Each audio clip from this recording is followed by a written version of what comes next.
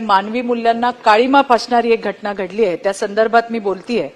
अहिल्यानगर जिल्ह्यातली शेवगाव तालुक्यातली ही एक मुलगी, त्या तरुणीवरची अत्याचाराची ही घटना आहे। 19 वर्षीय तरुणीला जबरदस्तीने आळंदी इथल्या एका खासगी वारकरी शिक्षण संस्थेत नेऊन तिला डांबून ठेवण्यात आलं। तिच्यावर अनेक वेळा बलात्कार करण्यात आला। 3 जून रोजी ही तरुणी घरी एकटी असताना आरोपीच्या आईने शेतावर जाऊया असं सांगत तिला बाहेर नेलं आणि वाटेमध्ये 4 चाकी गाडीत अण्णासाहेब आंधळे, प्रवीण आंधळे आणि अन्य आरोपींनी तिचं अपहरण करून थेट आळंदी येथे आणून एका खासगी वारकरी शिक्षण संस्थेत तिला डांबून ठेवण्यात आलं। आळंदीसारख्या पवित्र ठिकाणी अशा विकृतीचा कळस घडतोय, हे खरंच दुर्दैव आहे।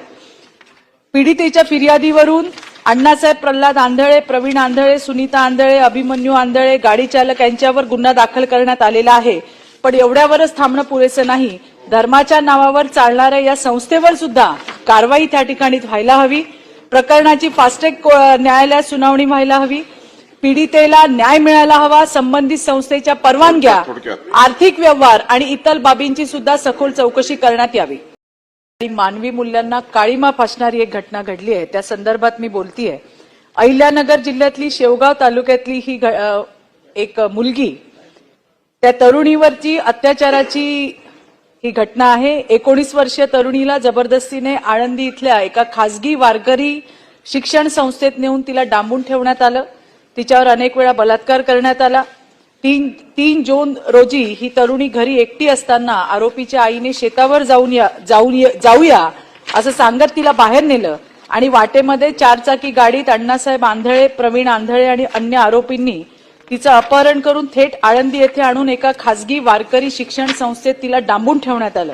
आळंदीसारख्या पवित्र ठिकाणी अशा विकृतीचा कळस घडतोय, हे खरंच दुर्दैव आहे। पीडितेच्या फिर्यादीवरून अण्णासाहेब प्रल्हाद आंधळे, प्रवीण आंधळे, सुनीता आंधळे, अभिमन्यू आंधळे, गाडी चालक यांच्यावर गुन्हा दाखल करण्यात आलेला आहे। पण एवढ्यावरच थांबणं पुरेसं नाही, धर्माच्या नावावर चालणाऱ्या या संस्थेवर सुद्धा कारवाई त्या ठिकाणी व्हायला हवी। प्रकरणाची फास्ट ट्रॅक न्यायालयात सुनावणी व्हायला हवी। पीडितेला न्याय मिळायला हवा। संबंधित संस्थेच्या परवानग्या, आर्थिक व्यवहार आणि इतर बाबींची सुद्धा सखोल चौकशी करण्यात यावी।